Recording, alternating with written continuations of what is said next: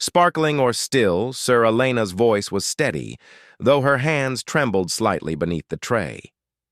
Harrison Sterling didn't look up. Sparkling and bring the real wine list, not the tourist one.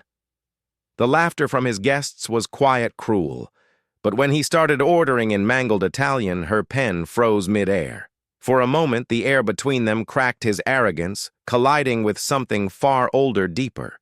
He thought she was just another waitress. He didn't know she understood every word, every insult. And with one flawless reply, she was about to dismantle the man who thought he owned the room. The soft clinking of crystal glasses and the low hum of self-important conversations filled the air at Aria, a restaurant so exclusive that its reservation list was a who's who of New York City's elite. Aria wasn't just a place to eat. It was a theater where the city's power players came to perform. And tonight the lead actor was Harrison Sterling, a man whose net worth was discussed in the same reverent tones as the GDP of a small country. Harrison Sterling was a titan of industry, a man who had built a real estate empire on a foundation of ruthless ambition and an uncanny ability to smell weakness. He was tall, impeccably dressed in a custom-tailored Tom Ford suit that probably cost more than the annual salary of anyone serving him. His silver hair was perfectly coiffed, and his eyes, a cold, piercing blue, scanned the room with an air of proprietary boredom. Everything and everyone in his line of sight, he believed, was either an asset or an obstacle.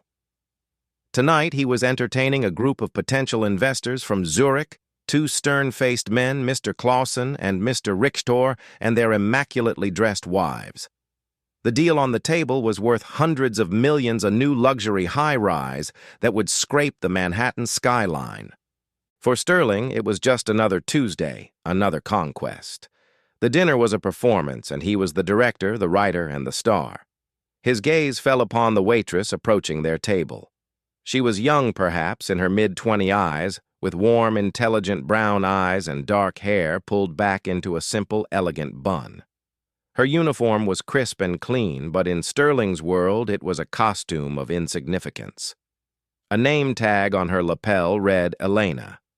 He saw not a person, but a function, a pair of hands, to bring him wine and food. She moved with a quiet grace that was almost jarring in the boisterous, self-congratulatory atmosphere of the restaurant.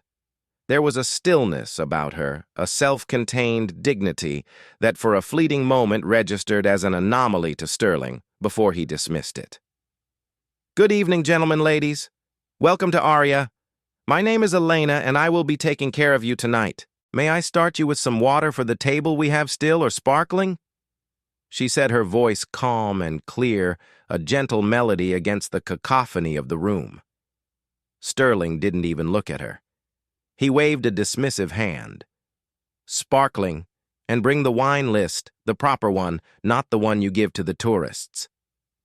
The insult was subtle, a verbal jab meant to establish the hierarchy from the outset. Clausen and RTOR exchanged a brief, almost imperceptible glance. They were men accustomed to power, but Sterling's brand of casual cruelty was a spectacle even for them. Elena's expression didn't flicker. "Of course, sir, the sommelier's selection."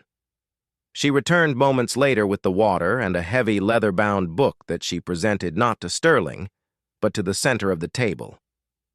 It was a small act of professional neutrality, but Sterling took it as a slight.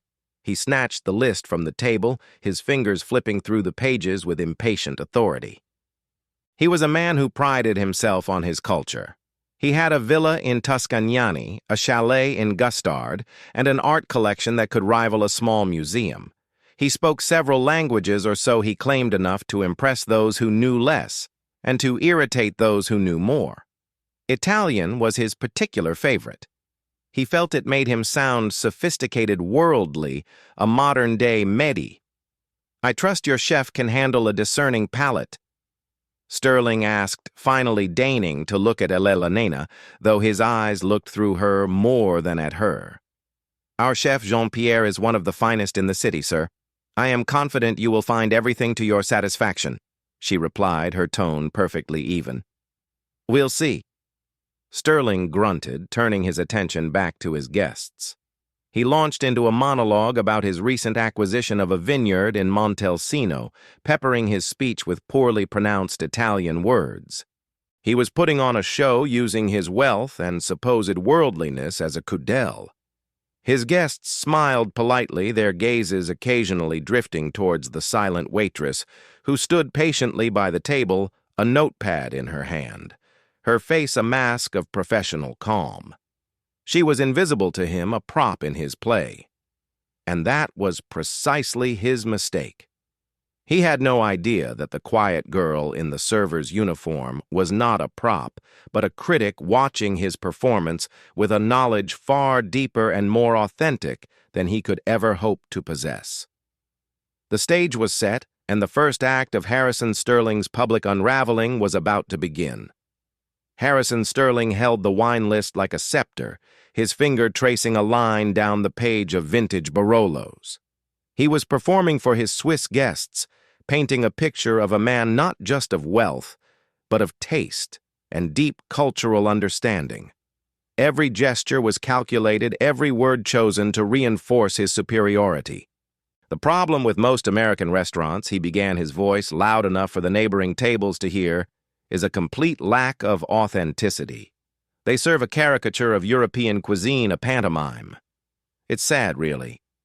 He sighed theatrically, as if burdened by the profound weight of his own refined palate. Elena stood perfectly still, her posture relaxed, yet attentive. She had served men like Sterling before, men whose egos were as fragile as spun sugar, needing constant public reinforcement. They saw her uniform and made 1,000 assumptions, none of them correct. They couldn't imagine the life she had lived before this, the world she came from. To them, she was just the waitress. Let's see if this place can get it right. Sterling continued, his eyes finally landing on Eleanor again. A smirk played on his lips. This was his moment. He would not just order. He would deliver a monologue, a test designed to trip her up, to expose her as the simple, uneducated girl he assumed she was. He cleared his throat. All right, let's begin.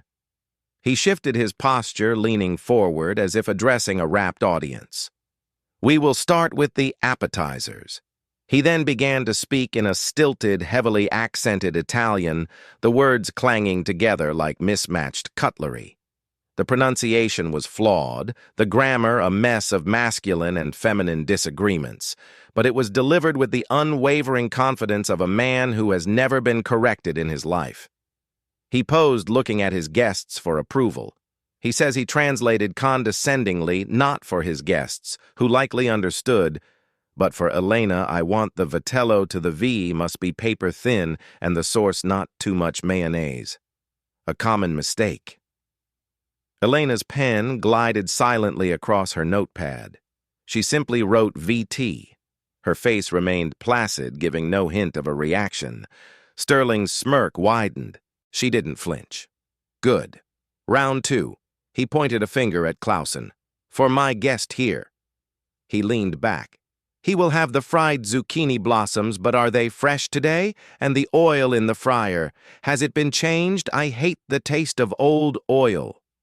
Elena wrote, ZBF. She made a small check mark next to it. No reaction. His arrogance swelled. He was enjoying this.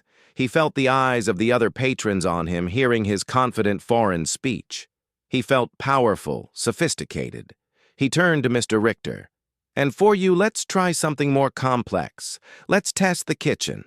He then unleashed a torrent of convoluted instructions, a mishmash of culinary terms he had likely memorized from a gourmet magazine.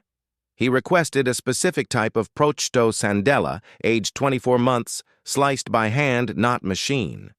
He asked for a side of burrata, but specified it must be borratria. Music. The heart must be creamy, he explained, not grainy. If it's grainy, send it back.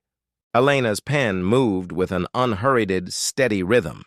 She didn't ask for clarification. She didn't look confused. She simply wrote. This unnerved Sterling more than any sign of ignorance would have. Her composure was a quiet defiance. He had expected her to stumble to ask him to repeat himself to look flustered so he could sigh and switch back to simple English for her benefit. Her placid efficiency was robbing him of his moment. He decided to go for the final blow, an order so specific and pretentious it was bound to expose her. This would be the climax of his little show. And for my main course, he announced, his voice dropping into a conspiratorial tone. Voglio risotto cetu. He leaned in, his cold blue eyes locking onto hers. Listen to me carefully. Music. He leaned back, a triumphant gleam in his eye. The riotto, he translated, his voice dripping with condescension. The rice must be carnaroli toasted dry, and it must be finished with 24 monaged parmesan and an unsalted mountain butter. No cream. Cream is for peasants. He had done it. The order was a minefield of culinary jargon, a test of authenticity. He was certain no mere waitress could possibly comprehend. He watched her, waiting for the crack in her professional facade. The entire table was silent, watching this bizarre one-sided jewel. Clausen looked uncomfortable. Rita seemed faintly amused. Elena finished her note. She lifted her head, her calm brown eyes meeting Sterling's smug gaze directly for the first time. The air in the restaurant seemed to thicken, the ambient noise fading into a muted background hum. She held his gaze for a long moment, a subtle shift in her expression, a flicker of something he couldn't quite decipher. It wasn't fear or confusion. It was something else entirely. Then she spoke. The silence at the table stretched to aught and heavy. Harrison Sterling leaned back in his chair, the very picture of self-satisfaction. He had laid his trap, a verbal obstacle course of culinary snobbery, and now he waited for the inevitable stumble. He expected a hesitant, "Could you repeat that, sir?" Or perhaps a flustered, "I'll have to check with the chef." He was ready with his dismissive wave, his cutting remark about the quality of modern service. Elena did not stumble. She took a small, almost imperceptible breath. When she spoke, her voice was different. The polite, slightly detached tone of a server was gone.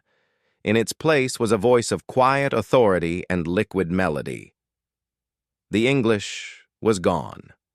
What emerged was Italian, not the clumsy anglicized version Sterling had butchered, but something else entirely. It was the Italian of whispered conversations in Roman courtyards, of scholarly debates in Florentine libraries. It was flawless, poetic, and utterly devastating. Mahokito perf. She began, her voice soft, but carrying an undeniable weight that cut through the restaurant's murmur. The opening line was a masterpiece of polite destruction. "Sir, your pronunciation is picturesque, but I understood you perfectly." Harrison Sterling's smug smile froze on his face. His eyes widened slightly. It was as if a painting on the wall had suddenly started speaking to him. His Swiss guests, Clausen and Richter, both straightened in their seats, their polite masks of boredom replaced with expressions of pure, unadulterated shock. Elena's gaze remained locked on Sterling, her expression unreadable. She continued, her Italian flowing with the effortless grace of a native speaker, addressing each of his pretentious demands with surgical precision. Music. Regarding the vitello tonato, the chef always insists on a cut that is almost veiled, and the sauce is prepared according to the traditional Piedmont's recipe, light and delicate. We never use too much mayonnaise. It would be an insult to the recipe. She turned her head slightly towards Mr. Clausen. Juroita prior, the zucchini blossoms, sir, arrived this morning from the Union Square market. And as for the fryer oil, our kitchen policy is to change it daily without exception. Quality is our priority. She then addressed Sterling's needlessly complex demands for the Procto and Borata Illuster for music. Our son Daniel is aged for 30 months. Not 24, and is only hand-sliced at the moment of the order, and the burrata, of course, comes from Andrea. The chef personally inspects it each morning to guarantee the freshness and creamy consistency you desire. There will be no risk of graininess. Each word was a perfectly aimed dart, deflating Sterling's arrogance. She wasn't just confirming his order. She was improving upon it, subtly correcting him, and demonstrating a knowledge that dwarfed his own. The final blow, however, was reserved for his ridiculous risotto monologue. Her eyes met his again. There was a flicker of something in them. Now not pity, but, perhaps a touch of academic disappointment. She said, her voice dropping slightly. Grand resist. And finally, your roto. An excellent choice. We naturally use Grand Reserva Carnaroli rice aged for 1 year, which absorbs the broth superbly without losing its texture. The dry toasting is standard practice, and the mantecatura will be performed exactly as you requested with unsalted alpine butter and a red cow Parigano Reano aged 36 months, which has a much more complex flavor than the 24-month version. I hope that will be to your liking. She finished with a final, devastating flourish. Cream, sir, is not found in our kitchen. It is for tourists. She had taken his own insult for the peasants and turned it back on him, sharpened to a lethal point. The room, which had been a low hum of chatter, had fallen completely silent. The tables nearby had stopped their own conversations to witness the unfolding drama. Harrison Sterling sat bolt upright, his face a mottled canvas of shock, fury, and utter humiliation. His mouth was slightly agape. He looked like a man who had been slapped in the face with a fish. Elena stood there for a moment longer, her notepad held loosely in her hand. Then, as if nothing extraordinary had happened, she gave a small, polite nod. I will place your orders now. Your wine will be out shortly. She turned and walked away with the same quiet grace she had arrived with, leaving a crater of stunned silence in her wake. The performance was over, but the fallout had just begun. The moment Elena turned her back and walked towards the kitchen, the spell of silence at Harrison Sterling's table shattered, but not with a bang. It was more like the cracking of ice spreading in fishishers of whispered comments and wide-eyed glances across the restaurant. The air, once thick with Sterling's bluster, was now heavy with his humiliation. His face had gone from a healthy tanned complexion to a pale, clammy white with blotches of red creeping up his neck. He stared at the spot where Elena had stood, his jaw working silently. He, Harrison Sterling, a man who moved markets and bent politicians to his will, had been publicly and comprehensively dismantled by a waitress, not with a shout or an argument, but with quiet, irrefutable expertise. She hadn't just corrected him. She had educated him effortlessly, one-upping every single one of his pretentious demands with a knowledge so profound it made his own efforts look like a child scribbles next to a masterpiece. Mr. Clausen was the first to speak, clearing his throat awkwardly. Well, he said, his German accent thick with poorly concealed amusement. She certainly seems to know her ingredients. Mr. Richter, ever the pragmatist, picked up his water glass and took a slow sip, his eyes twinkling over the rim as he watched Sterling. Indeed, a most thorough confirmation of the order. One feels very confident in the kitchen now, Harrison.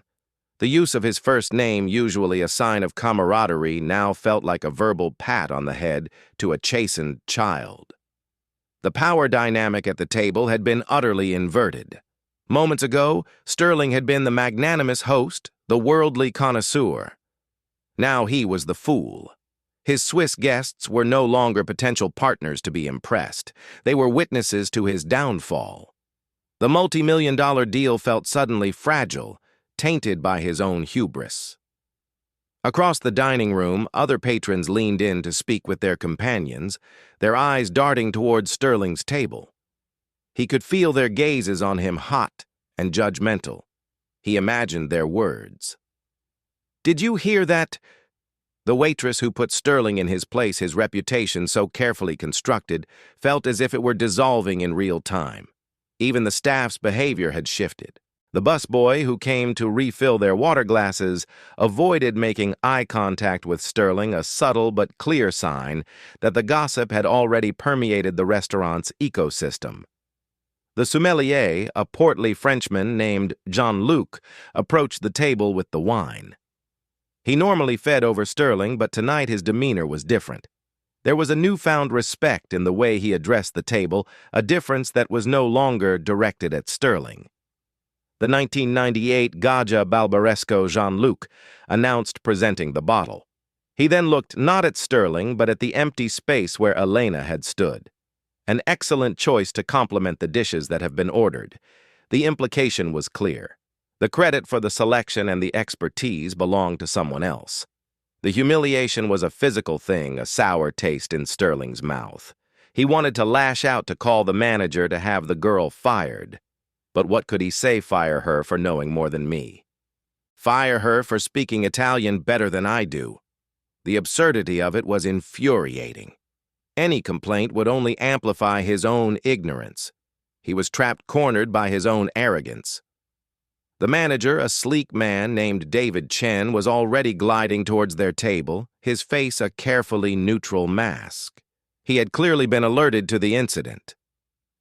"Mr. Sterling, gentlemen, is everything to your satisfaction this evening."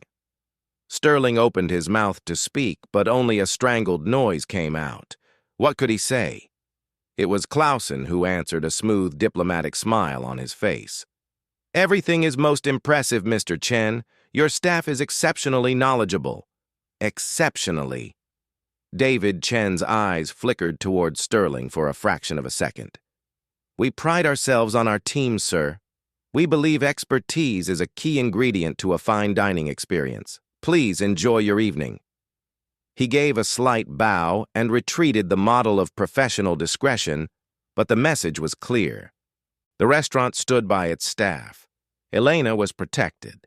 The appetizers arrived delivered by a different server. They were placed on the table with reverent care. The vitello tomato was, as Elelanina had promised, sliced to a near-translucent thinness.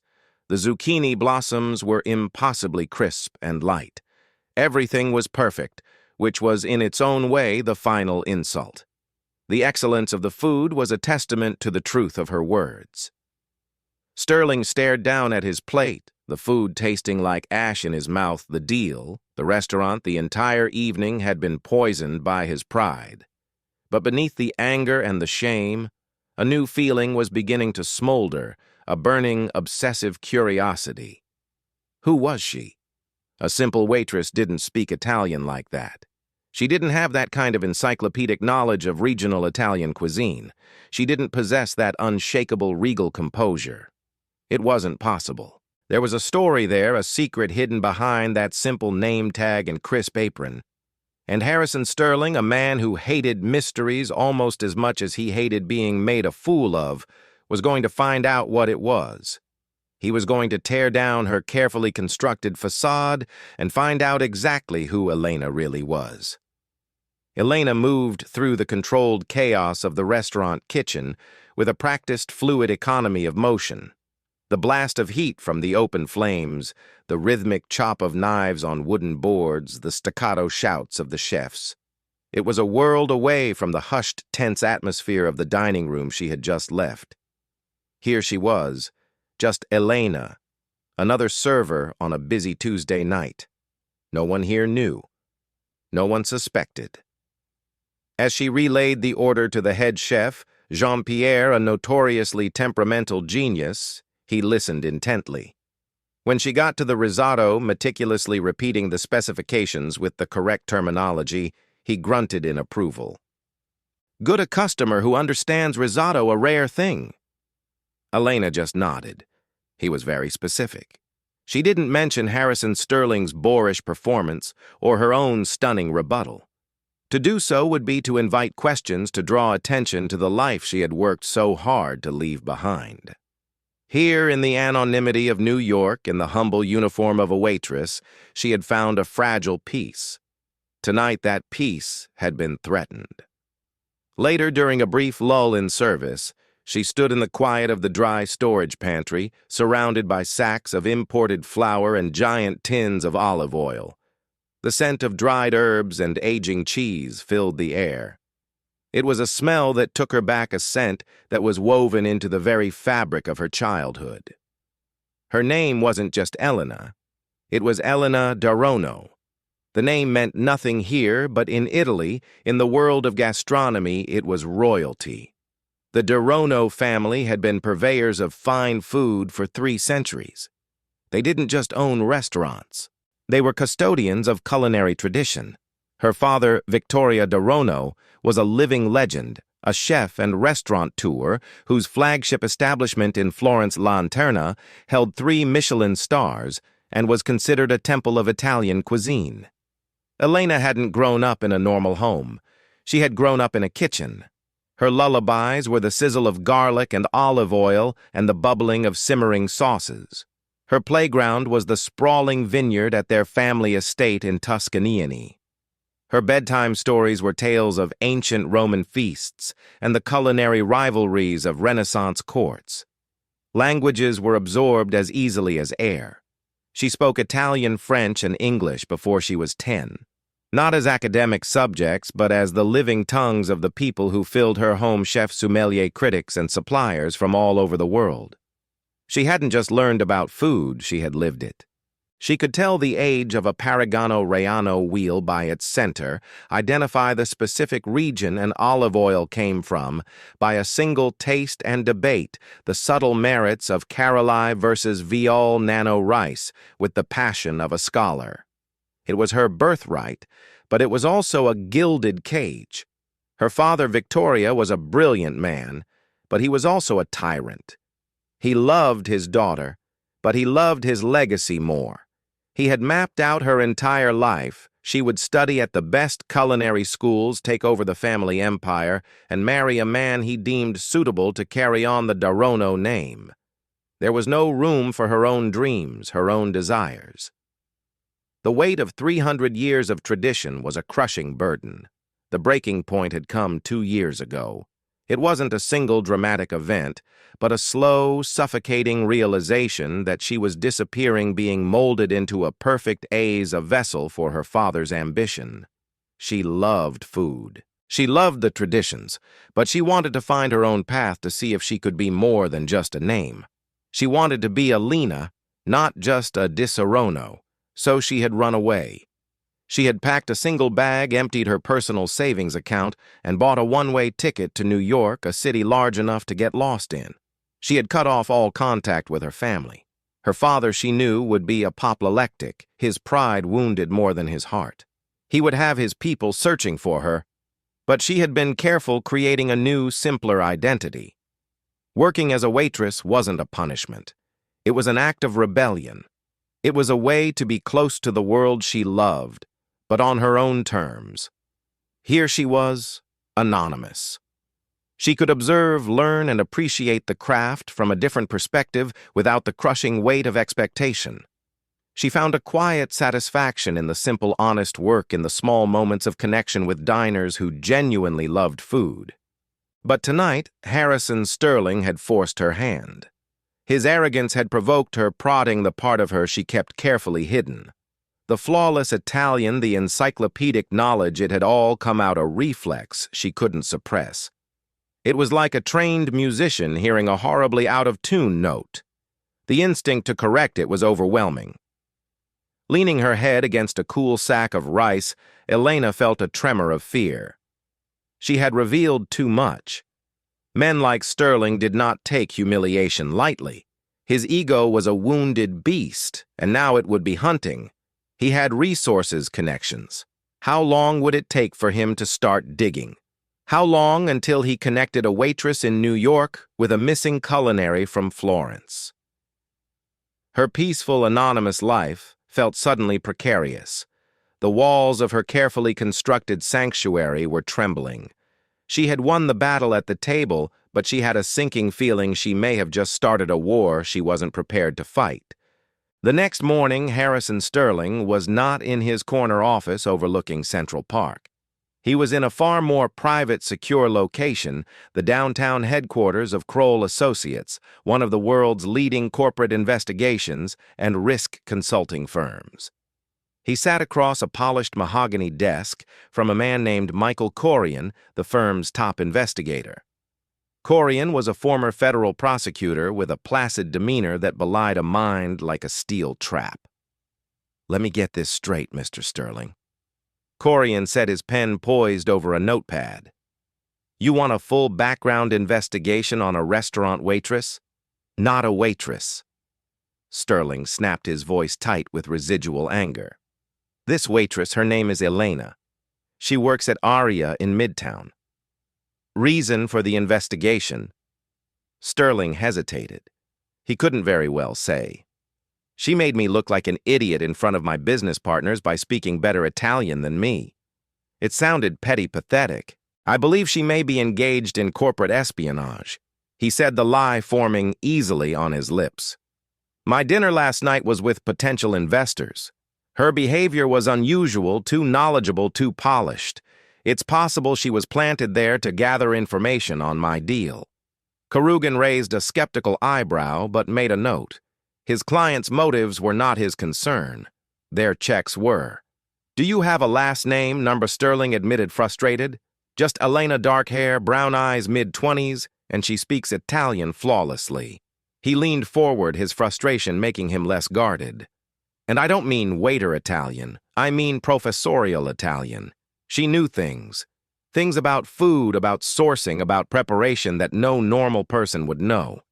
"We'll start with the restaurant's employee file," Karan said calmly.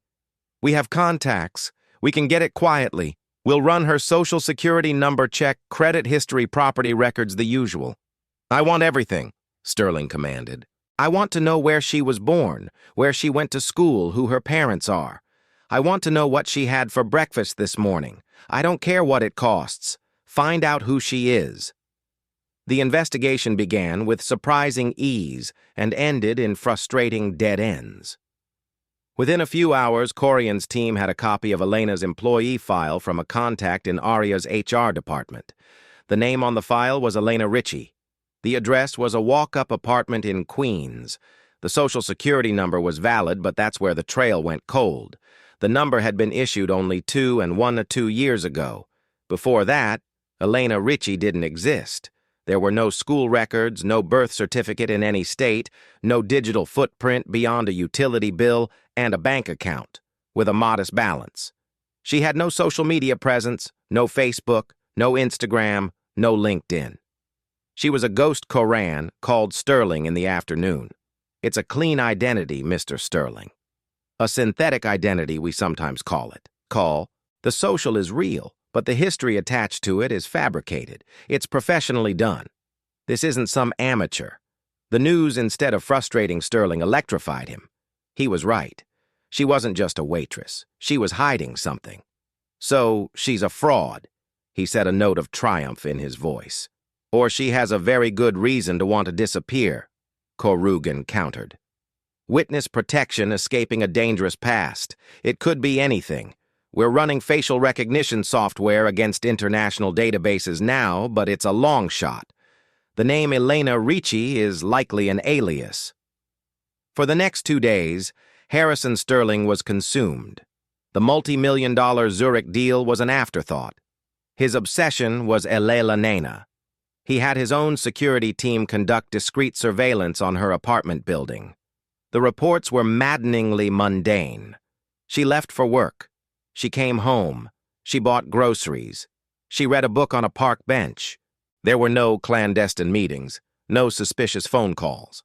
She lived the life of a perfectly ordinary, solitary young woman. But Sterling knew it was a lie. Her performance at the restaurant was no fluke. The composure, the erudition, the language, it was all real. He replayed the scene in his mind over and over. He remembered the specific esoteric terms she had used. Mantatura vaker ros. These weren't words you picked up from a Barrett's course. He got on his computer and started his own Crutter investigation. He typed in phrases like Italian culinary families and famous chefs Florence. He scrolled through endless articles, photos of smiling, portly men in chef's whites, and articles about Michelin stars. It was on the 3rd day that Corian called again. "We might have something." The facial recognition scan got a hit. It's not a great match, only 82% probability from a low-resolution photo. But it's interesting. "What is it?" Sterling demanded, pacing his office. "It's from an article in Gourmet Italia magazine published 3 years ago. The photo is from a charity gala in Florence. The woman in the picture is standing next to the famous chef, Vittoria Derono. The caption identifies her as his daughter." Sterling froze. His daughter, what's her name? There was a pause on the other end of the line. Her name, Corrigan said slowly, is Elena Darono. She's the sole heir to the Darono culinary empire, and according to a dozen other articles, she vanished without a trace about 2 years ago. Sterling sank into his leather chair, the phone feeling cold against his ear. The pieces clicked into place with the force of a tectonic shift. An Ares. Not just any heirs, but the princess of a world he had tried so desperately and clumsily to imitate. The woman he had tried to humiliate with his high school-level Italian was a master of the subject. The person he had treated as an ignorant servant was in her own field more powerful and respected than he could ever be. The full crushing weight of his folly descended upon him. This was no longer about a bruised ego. This was about something far more significant. He hadn't just insulted a waitress. He had insulted a Darono. And he had a terrible feeling that in the small, interconnected world of the global elite, this was a mistake that was going to cost him dearly. The revelation that Elena was the missing A's of the Darono dynasty sent a shockwave through Harrison Sterling. It recontextualized everything. Her quiet confidence wasn't arrogance. It was authority. Her encyclopedic knowledge wasn't a party trick. It was her birthright. His attempt to belittle her now seemed not just foolish, but sacrilegious, like a tourist lecturing a museum curator on the finer points of Renaissance art. But the shock quickly gave way to a cold, calculating dread. The world of high finance and the world of high culture were not as separate as one might think. They were intertwined, operating on the same currencies of reputation, respect, and influence. And Victoria Darono wasn't just a chef. He was an institution. He was a kingmaker in a world where a single word from him could open doors or slam them shut forever. Sterling's mind raced to his Zurich deal. Mr. Clausen and Mr. Richter were men who valued tradition, legacy, and above all, good judgment. What would they think of a business partner who had so publicly and ignorantly insulted the daughter of a living legend? The story was just too good, too juicy. It was the kind of tale that would be gleefully retold over cigars and brandy in the exclusive clubs of Zurich, London, and New York. His reputation would be a laughingstock. He had to fix this. He had to get ahead of the story. That evening, he went back to Aria. He didn't make a reservation. He walked in and requested a table, knowing the stir it would cause. The manager, David Chen, approached him immediately, his expression wary. "Mr. Sterling, an unexpected pleasure. I'm not here for dinner," Sterling said, his voice low and devoid of its usual arrogance. "I need to speak with Elena." Chen's eyes narrowed slightly. "Elena is currently on her shift. I'm afraid our staff are not to be disturbed by patrons." "This isn't a customer complaint," Sterling insisted, his desperation cutting through his pride. "It is a matter of the utmost personal and professional importance. Please, just 5 minutes of her time." Chen studied him for a long moment, seeing not the usual titan of industry, but a man genuinely distressed. He gave a curt nod and disappeared toward the back. A few minutes later, Elena emerged from the kitchen, wiping her hands on her apron. She saw Sterling and her calm expression tightened. She walked towards him, stopping a respectful but firm distance away. "Mr. Chen said, you wish to speak with me." Sterling gestured to an empty table in a quiet corner of the bar. "Please, may I?" She hesitated, then gave a reluctant nod, sitting down opposite him. The power dynamic from their first encounter was now completely reversed. He was the supplicant. She was the one in control. "I know who you are." Sterling began deciding that directness was the only path. Elena's face remained impassive, but he saw a flicker of apprehension in her eyes. "I'm a waitress at this restaurant." "You're Elena de Sarono," he said, the name hanging in the air between them. She held his gaze, her silence a confirmation. The mask of the simple waitress had fallen away, and in her eyes he saw the cool, appraising intelligence of someone born to rule a dynasty. My behavior the other night was inexcusable. Sterling said the words feeling foreign and bitter in his mouth. I was arrogant. I was insulting. There is no excuse for it, but I offer you my most sincere and profound apology. Elena listened, her head tilted slightly. Why are you telling me this now? Sterling, did your investigation uncover that my family name might be useful to you? The question was a surgeon's scalpel cutting directly to the truth. He could lie, but he knew she would see right through it. Partly, he admitted hating the weakness in his own voice. I am not a fool. I understand the damage I have likely done to my own reputation. The men I was with, they will not be impressed by my conduct. So you are here to ask for my silence, she stated. It wasn't a question. I am here to apologize, he repeated, and to understand. You are the heirs to one of the most respected culinary legacies in the world. Why are you working here? For the first time, a shadow of emotion crossed Elena's face, a mix of sadness and defiance. Because here I am, just Elena. Here, my value is determined by how well I do my job, not by the name I was born with. Here I am, free from the weight of my father's expectations. She looked at him, her gaze piercing. A freedom that people like you, Mr. Sterling, can't possibly understand. You wrap your name and your reputation around you like armor. I found it to be a cage. Sterling was silent. Her words hit him with the force of an unexpected truth. He had spent his entire life building his name, his brand, his legacy. He had never once considered it a prison. My father, she continued, her voice softer now. He is a great man, a brilliant man, but he sees me as a continuation of himself, not as a person. I needed to know if I could exist on my own, without the name Darano, opening every door for me. Suddenly, a commotion at the front of the restaurant drew their attention. A wave of agitation was spreading through the staff. David Chen was rushing towards the entrance, his face pale. Two figures stood there, framed in the doorway. One was a tall, Severo-looking man in a dark suit. The other was an older gentleman impeccably dressed in a cashmere coat, with a mane of silver hair and a face that was known throughout the culinary world. He carried himself with an air of absolute, unquestionable authority. His sharp, discerning eyes scanned the room, and then they fell upon the corner table.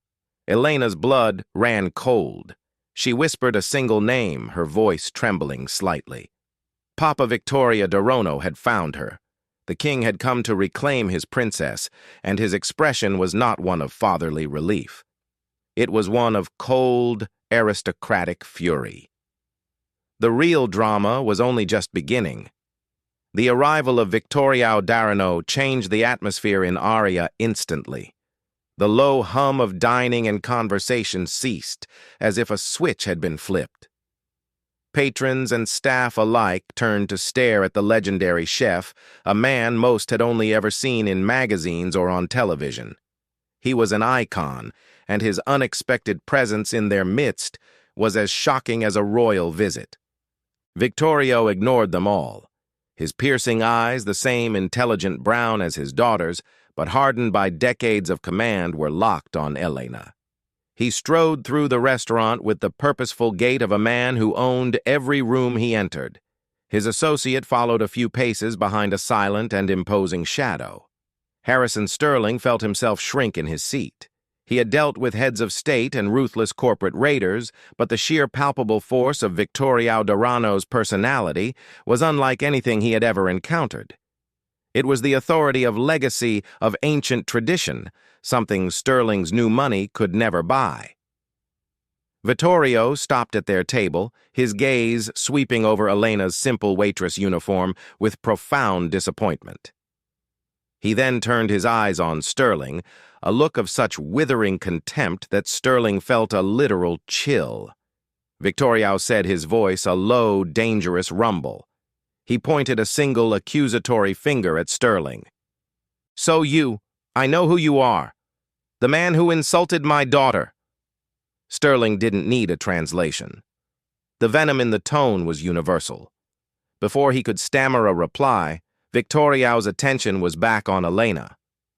"Duani," he said in Italian, his voice laced with a hurt that was deeper than his anger. 2 years. 2 years of silence for this to serve food to ignorant arrogance like him to dishonor our name. "Papa, please." Elena whispered, her face pale. She stood up, trying to place a hand on his arm, but he pulled away as if scorched. "Do not papa me, Elena. You are a disaronno. Or have you forgotten what that means?" He gestured around the restaurant with a dismissive sweep of his hand. "This is not your place." "This is the place I chose," Elena said, her voice regaining a sliver of its strength.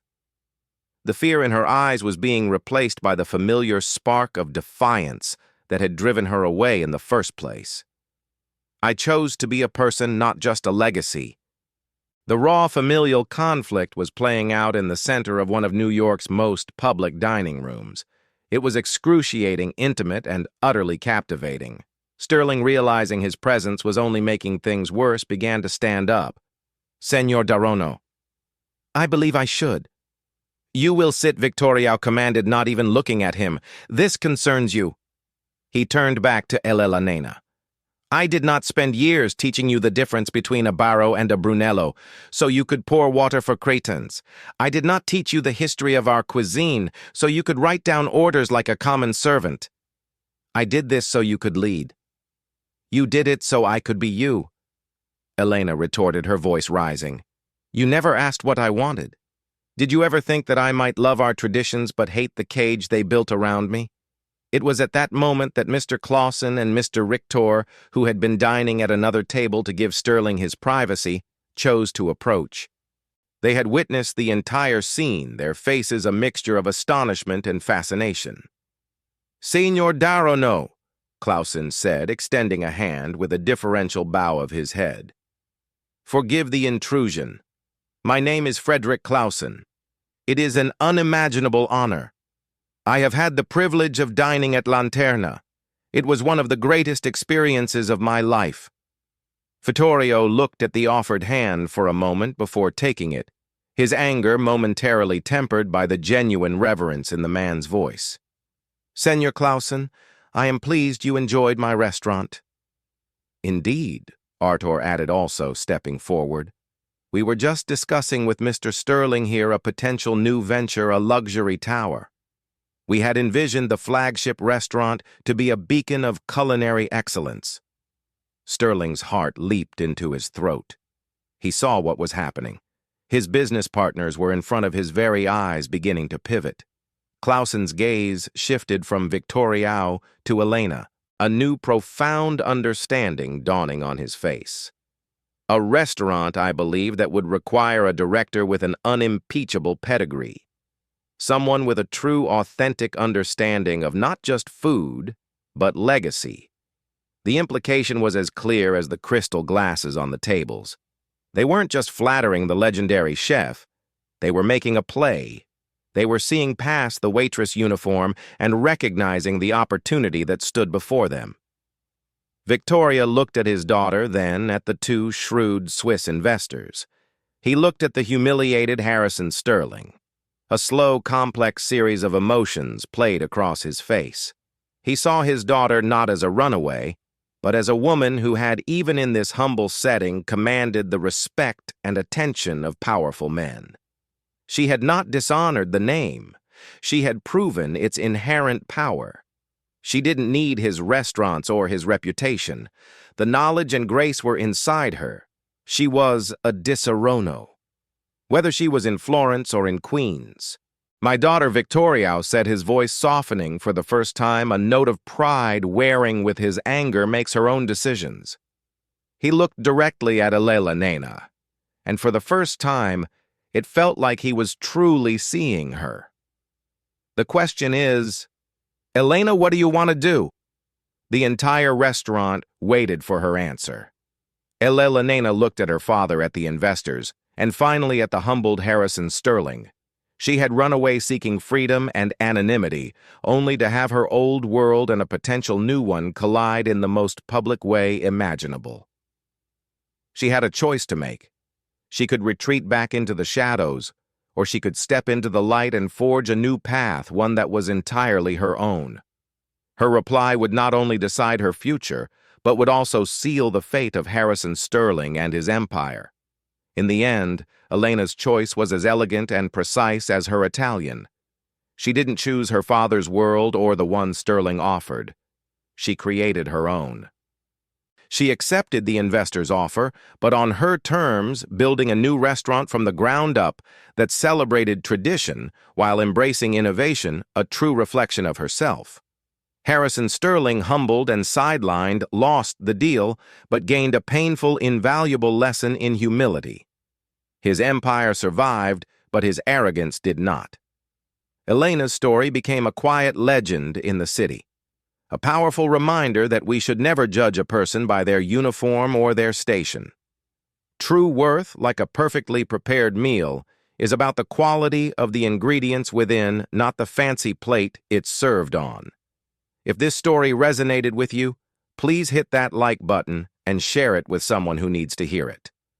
Don't forget to subscribe and turn on notifications so you won't miss our next story about the hidden power we all hold inside. Thank you for watching.